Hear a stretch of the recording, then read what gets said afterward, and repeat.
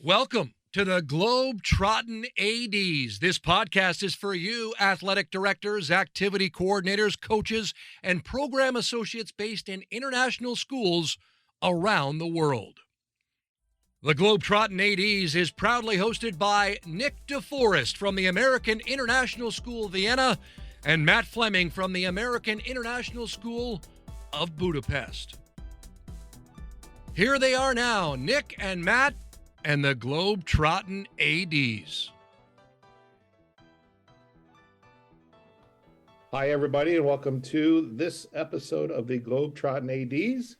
As we're heading into the springtime now, new season, and we have some new guests to join us today. We have some folks from the NIAAA. We've had the pleasure to meet and work with some of them in the past in a little bit. And they're going to talk about their new book, which is called Leadership with Legacy in Education-Based Athletics. So we'll have Barton, Carol Dozibrin, and Mike Ellson later on to talk about the book and their experiences in education-based athletics. And before we get to that, though, I'm going to say hey to Nick over in Vienna. Hey, Nick. Yeah. Hey, Matt. Yeah, thanks for the intro. It took a while to get all five of us here in the room, but it was something we had to make sure we did to have these three all-stars, as you mentioned, Matt, on with us. And to talk about a book. It was, I first heard about it, it came out at the end of November, right? So just about the conference when at least Mike and Rich, we saw each other. And you guys said, hey, we have a book too. Nick, I know you wrote one, but we have one too. And I quickly picked it up as well as lots of other people, I'm sure. So really excited to be able to talk to all three of you now about it. So welcome. Thank you. Thank you. Thank you. Right. Well, would you kind of go around our virtual room here and say a little bit about yourselves or, at least where you are now? And I'll start. My name is Carol Dozibrin. I am a retired educator, athletic administrator. After 41 years in public education and 37 years in athletics, in 2018, I decided that there may be some other things that I could do. So I did retire from public education, but the year before, in 2017, I became the executive director of the New Hampshire Athletic Directors Association. And that is a role that I currently serve in. And I had the pleasure of working with Mike and Rich and five others writing LTC 716, partnering with parents. And so after that endeavor was over, we were feeling a void. So we wanted to keep things going. So we jumped on the book bandwagon. Mm-hmm. We thought we had some thoughts and experiences to offer. So here we are, sharing our stories. Great. Well, thanks, Carol. That's awesome. Sure. Mike Ellson, live in Nashville, Tennessee with my wife, Mary. We have three children, 34, 31, 29, two grandchildren. Just finished up I was at one school for 35 years here in Nashville, Tennessee, an independent school where I was fortunate to be the first coach and founding athletic director and began connecting with the NIAAA in 2003. Had heard about it before, but had never gone to a conference, and I've just gained so many incredible friendships. And, one of the outcomes is my friendship with Rich and Carol. And Carol mentions writing 716, but then the joy of the journey in writing this book and trying to identify people, literally around the world that could share stories. And inside of those stories, outcomes would be lessons to help the next generation of athletic leaders in education-based athletics. So it's been a pure joy to be on this journey. And we appreciate you all having us on to help talk about a few of those stories today. Yeah, you're very welcome. Thanks, Mike. Thanks. Rich Barton, spent 29 years in education at my wife's hometown, her high school. She graduated Richfield High School. as a teacher, coach, then full-time assistant principal and athletic director, and never would have expected to move cross country, but had a strong impression last summer, and was fortunate to be hired as associate director for the NIAAA, and so now call Indianapolis home.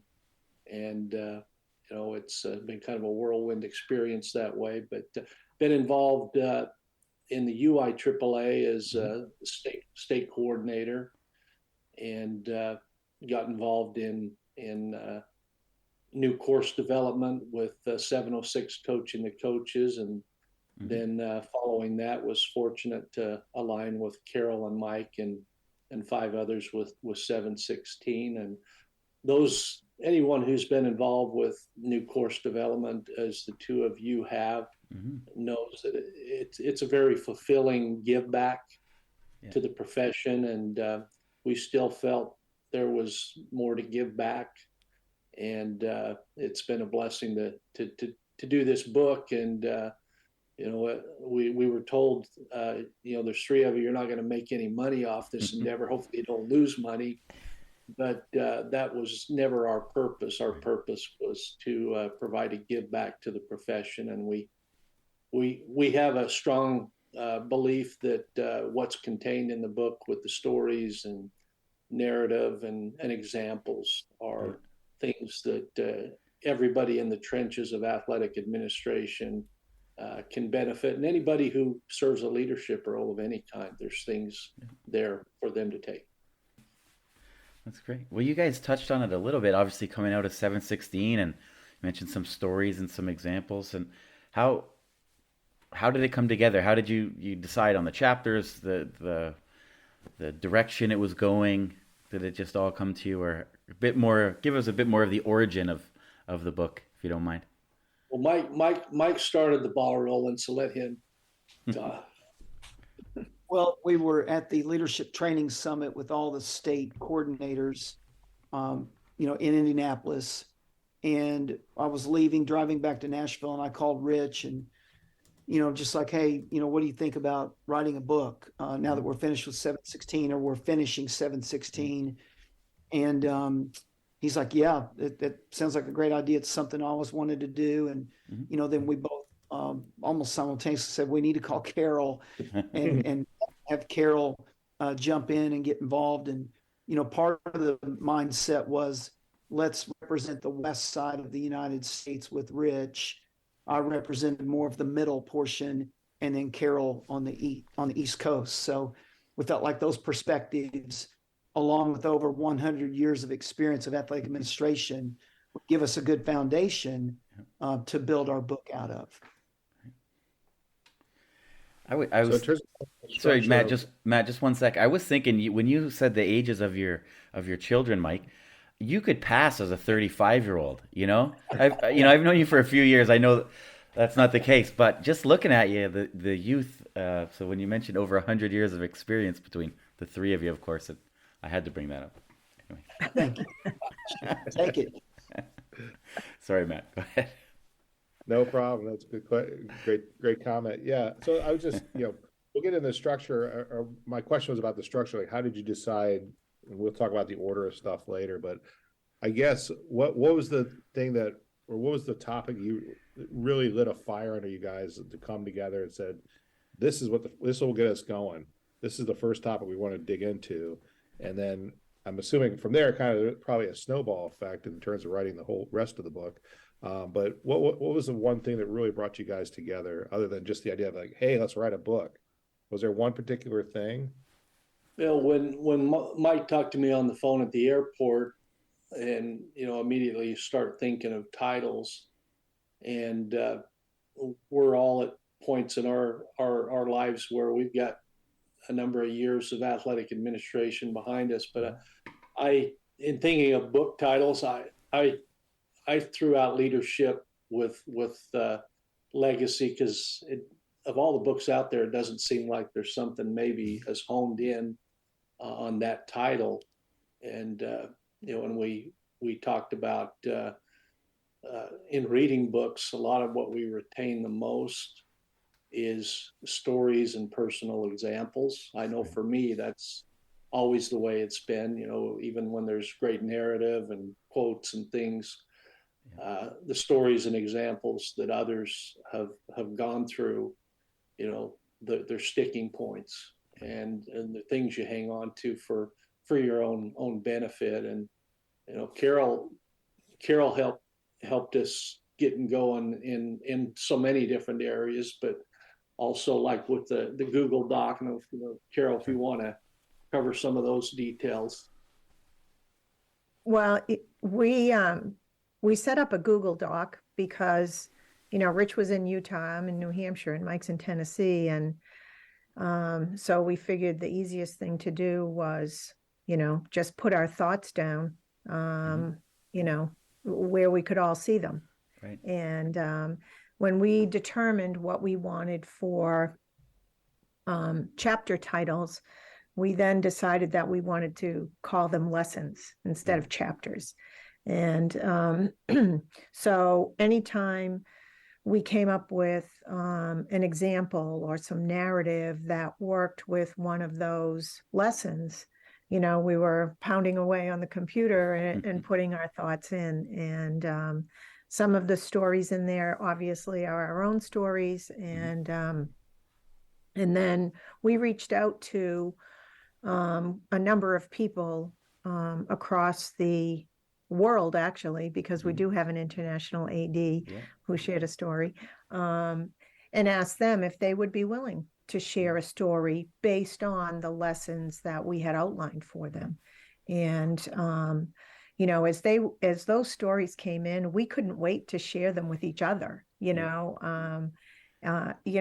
Some people said, I think it goes with this lesson, but I'm not sure. And they gave us the ability to use our own discretion as to where those stories would go. But it was great that, we had so many people willing to share something. Some of them were very personal stories, and, some of them are things that I think a lot of us have experienced in this in this role that we have all been in or are currently in. So, but the Google Doc worked really well. And the fact that we could move things around and we could all be on the same page all the time, and so it's amazing what technology can do for you when you're in so many different parts of the world. Yeah, absolutely. Absolutely. Well, that all sounds really smooth, and we'll get into the stories and the chapters and your favorite parts. But what was the hardest part of putting it all together? What did you find most challenging? I will start and say that just which story fits within best, or fits best within a lesson, and then how do you, numerically in the proper order, starting with the preface and the front porch, and work your way down through perspective and growth mindset and the inner circle, and where does all that fit? That was somewhat of a challenge. I will say that it was fun to gather quotes to start each lesson, and then as we progressed into the book and the development, Carol came up with the idea of some images, to break the monotony of words. And so that was a good part of it. That was actually a fun part of it, but trying to move everything around to where it made sense. And then one of the other thoughts is, we wanted a book to be, yes, filled with stories, but we wanted a busy athletic administrator to be able to go to chapter 13 if they needed something out of there, and go to the end of the chapter or the lessons and see what lessons stuck out to the three of us as a reference point to maybe have a meeting with a parent or a coach's meeting, whatever it might be. So I don't know if that answers the question. I'll let Richard jump in as well, but I did want to. I think, thinking of the challenges, this is the first time the three of us had ever been through something like this. And so, we had content, stories, and things pretty much intact at the end of the summer.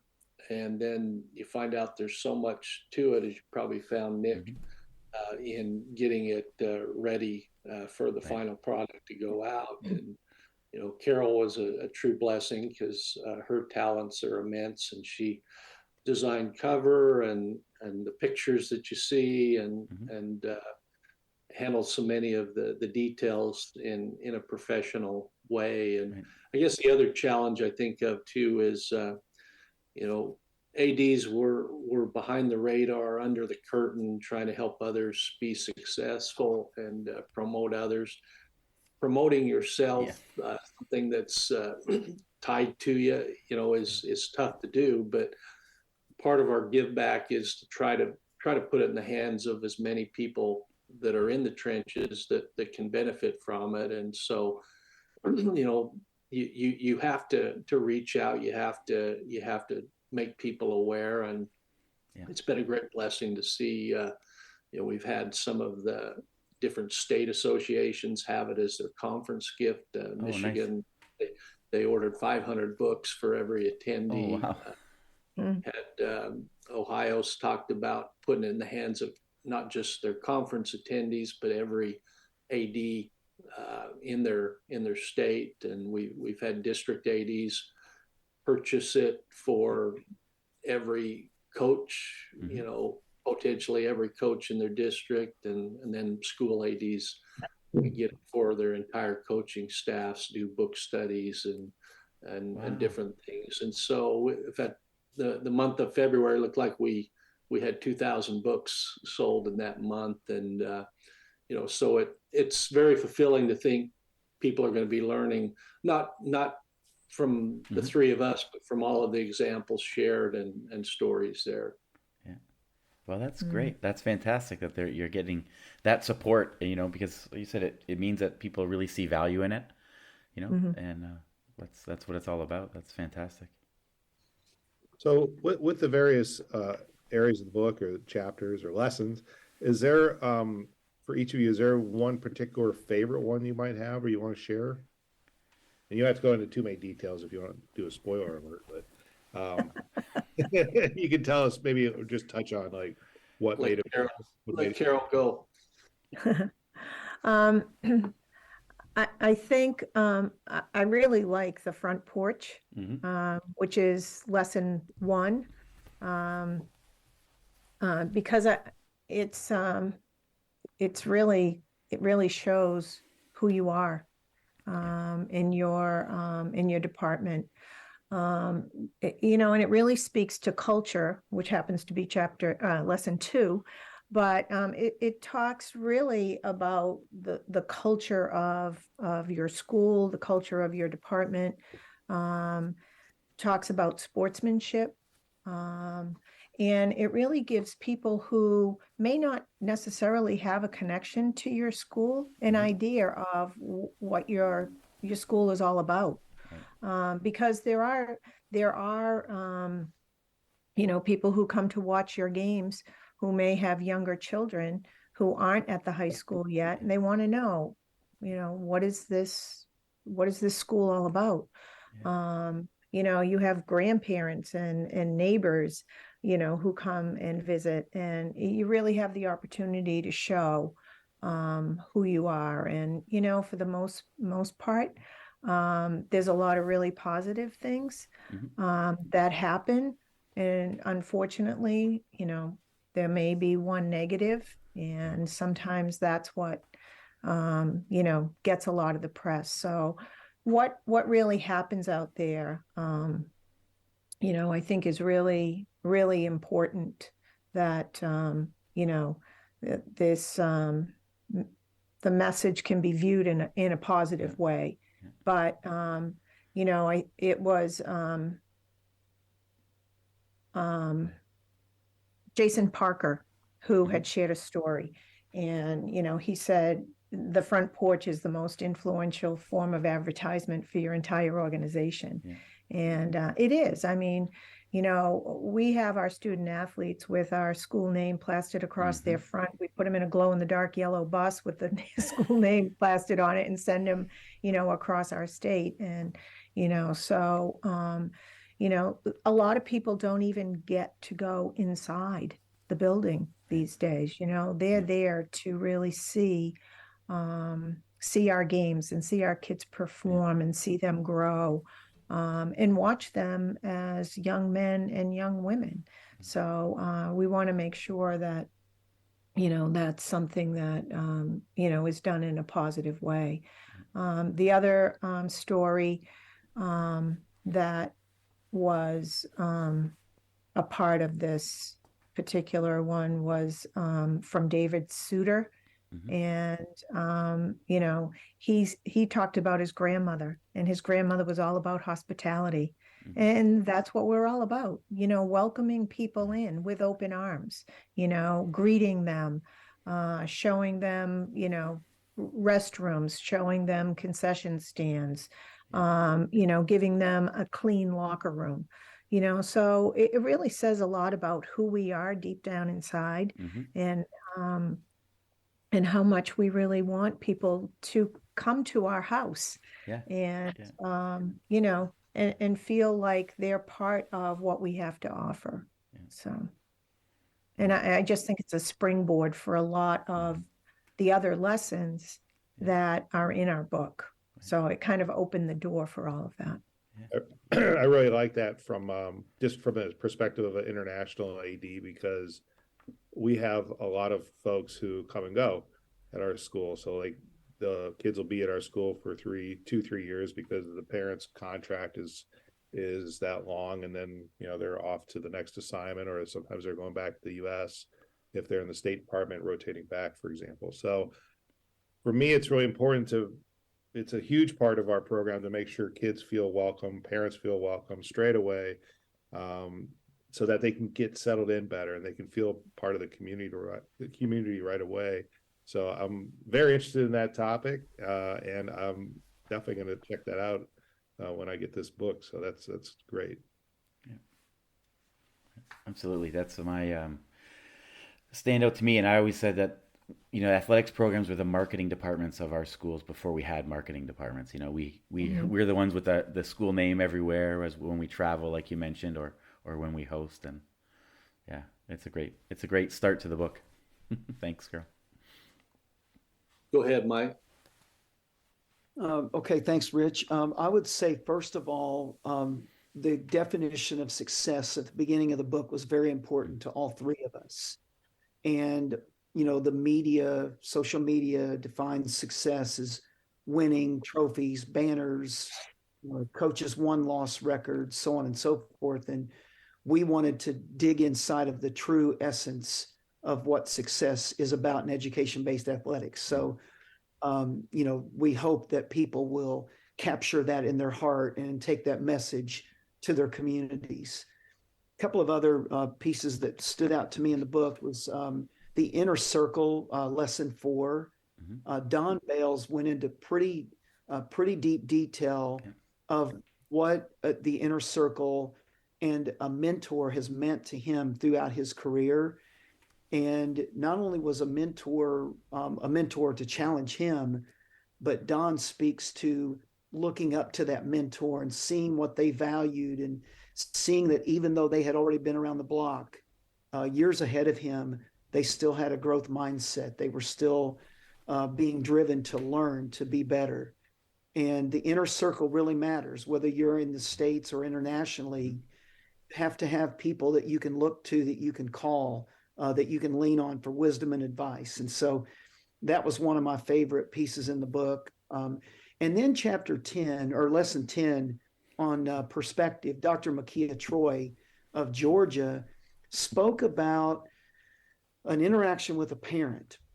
And the parent kept coming at her throughout her child's career, and then the child graduated. Well, then she didn't know that the parent had a younger child. And Dr. Troy goes into getting to know the parent and learning about her story to help her know that this is someone I don't need to dread seeing on a daily basis. I need to have empathy and understand where they're coming from so that I can help them walk together for the benefit of their child. So, those were some things that stuck out to me. Yeah. That's great. That's a great cornerstone. I think you said about the inner circle, and never too old to learn from each other. And that's one of the great things I see going to the conference every year. It's just the ages and the experience levels of everybody, and all in the same rooms learning from each other, and it's fantastic. Great. Right. Thanks, Mike. A couple of favorite lessons for me were found in the middle portion of the book. Listeners learn and learners listen. Mm-hmm. It seems like, in my experience, athletic administrators and coaches, if we have a narrow lens, just like the story that Mike just shared with Makia Troy, when our lens is wider, we make better decisions, we take better approaches, and we minimize a lot more problems and prevent a lot more problems. And a humble person is going to be a good listener. And we all know in the athletic world, it's easy sometimes to let ego lead the way.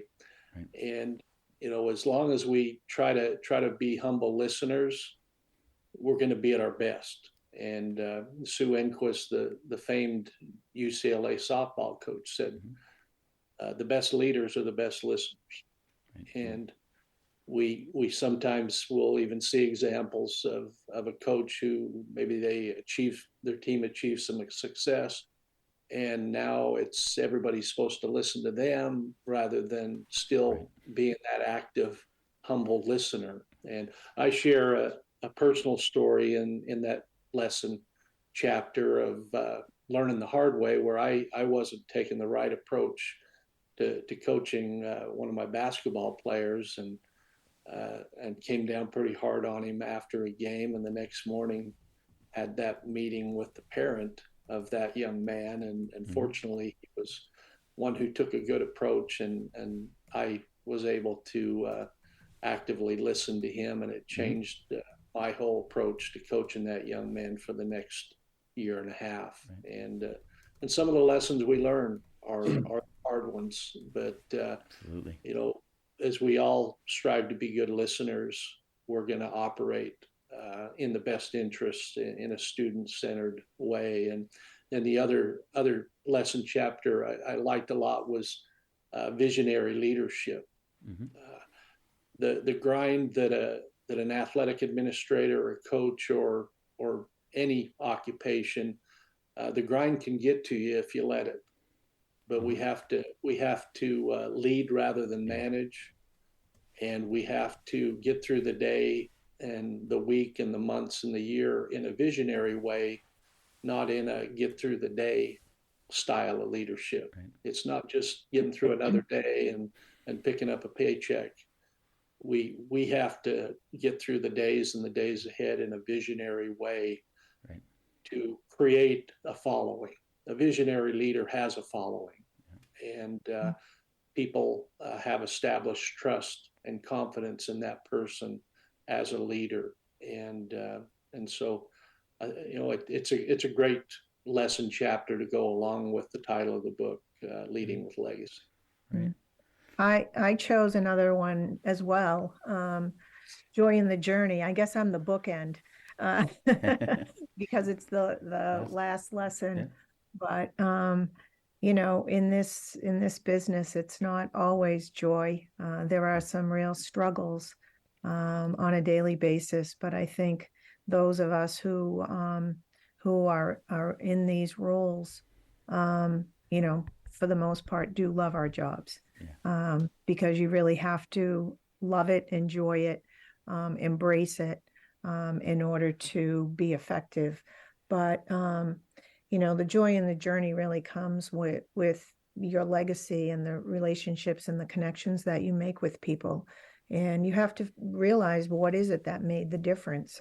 Because it's not always joy, but how did you make the most of it? And because sometimes out of what can be perceived as negative come positives, come those lessons. And you have to accept those experiences that may not have been what you wanted or what you expected, but those are the things that make you stronger. So that's the joy that you have to embrace. Yeah. And, one of the stories in that particular lesson was from Pete Shambo, who was an Appalachian Trail through hiker. And he said he was amazed at how many skills as an athletic administrator that he could use on the trail. And some of the things that he learned, about opening up and accepting more people and not just going with that first impression that you have of people, actually listen, like Rich said, and get to know people better. Yeah. So, so I just, figure out what's important and learn how to adjust, and you'll find joy in that because it will make you a stronger person. Wow. Just like the book, some great stories and comments about the sections from all three of you. So I would say that's only the start of the great things that are included. So thanks for sharing your favorites. Yes, thanks guys.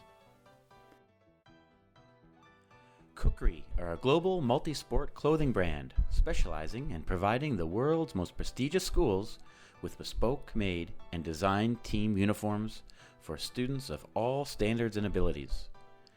If you are frustrated by inconsistent colors, branding, costs, and sizing across your school's uniforms, then it's time to discuss an offering where every sport is available from softball to soccer for male and female athletes at rates to suit your budget.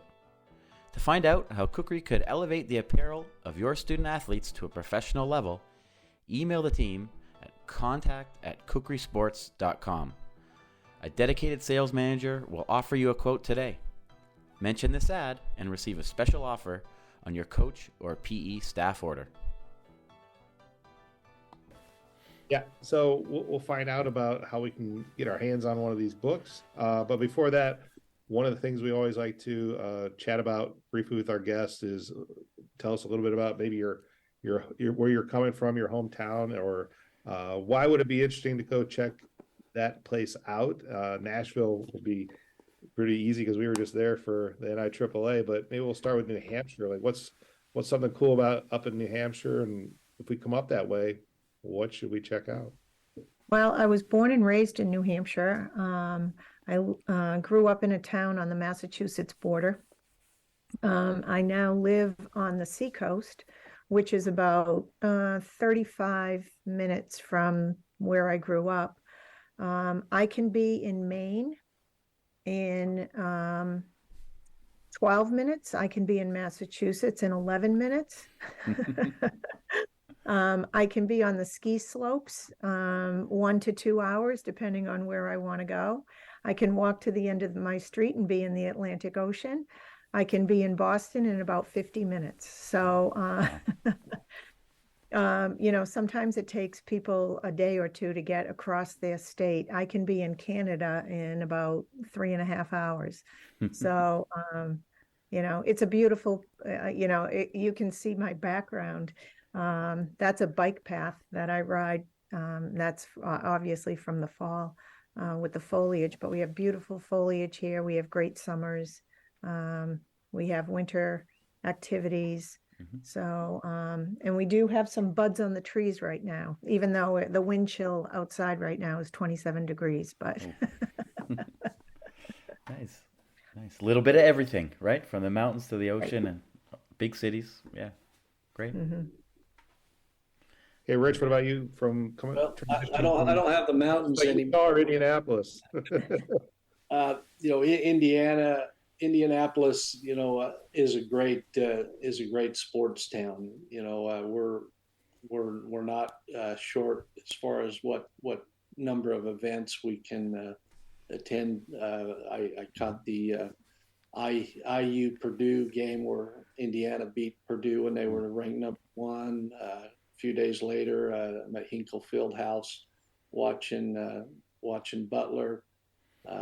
And around that same time, Mike traveled up. He's from Newcastle, not too far away, and it was a good tour to some of our family as we went to the famous Hoosier Gym and then to the Indiana Basketball Hall of Fame in his hometown of Newcastle, and his high school, which was it's still, I think, the largest gym in the high school gym in the world, 10,000. But we've enjoyed that sports scene here. we also like to go to concerts. There's a number of venues. We were just downtown last night to Luke Combs, Riley Green, Lainey Wilson, 65,000 people at Lucas Oil Stadium. But I'll also, say, Utah is always going to be home, and where we lived in Richfield, Utah, we were within 2.5 hours of 5 of the most beautiful national parks, with North Rim of the Grand Canyon, Zion, Bryce, Capitol Reef, Canyonlands, and Arches. And so that'll always be home, and that's to us one of the most beautiful areas of the country and world to live. Nice. Well, that's great. And a city Matt and I enjoyed, Nashville. What's your favorite thing to do or thing you can't miss, Mike? I would say, downtown Nashville is pretty popular right now. People come from around the world, and I've moved here from Indiana in 1982, and the Ellson Tower was the largest building in downtown Nashville, and now there's several skyscrapers that go above that. The Tennessee Titans are a huge draw here with the NFL team. It's just a quaint area. It's got a hometown feel. I think, the Ryman Auditorium, downtown Nashville, home of country music, is arguably one of the biggest attractions to come to Nashville. But Nashville has the rolling hills, and, not too far away are the Smoky Mountains in the Gatlinburg area. If you want flat area, you drive from Nashville to Memphis, which is close to the Arkansas state line. And then north, you're out of Nashville, you're heading towards Kentucky for the bluegrass and the hills and all those things. So, of course, a lot of music flavor. But, there's a lot of movies that are made here, and people, literally from around the world moving into this area. So we've seen a whole lot of growth in a short amount of time here in the last 3 to 5 years. Wow. That's great. Lots of great things to do all around. So thanks for sharing some of the highlights from where you guys are. And, I was not surprised in a bad way, but I was really pleased to hear of all the books going out to all the different states and agencies that you mentioned. And we need to get some of those books around the world. We need to get some copies in hands of international ADs and people in education all around. So let us know, or let our listeners know where they can pick it up. You can order it on Amazon.com, but there's Amazon.uk, Amazon. Whatever country you're in. So however you get your Amazon packages, you certainly can order through Amazon. And what we have done is we have been sending anyone who orders 15 books or more, we send a bookmark to go along with each book. Oh, nice. So that's our little thank you to those people who have been ordering more than one book. Nice. There's Rich trying to show his bookmark. Yeah, very nice. Very nice.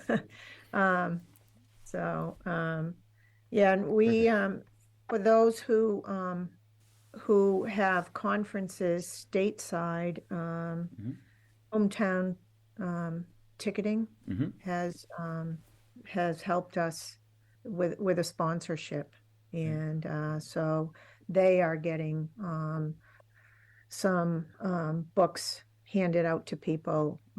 So it's been a real help for us, and we really appreciate their support. That's great. That's really great. Well, I hope people do pick it up and enjoy some of these lessons and stories. They're great.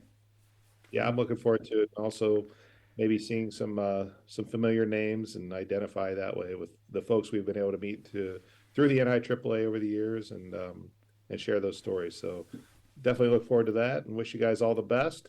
And thanks once again for joining us for the podcast and explain a little bit about the book and what we have to look forward to. So thanks, everybody. Thank you for having us. Yeah, appreciate your time. Thanks. Thank you. Until next week, this has been another episode of the Globetrottin ADs.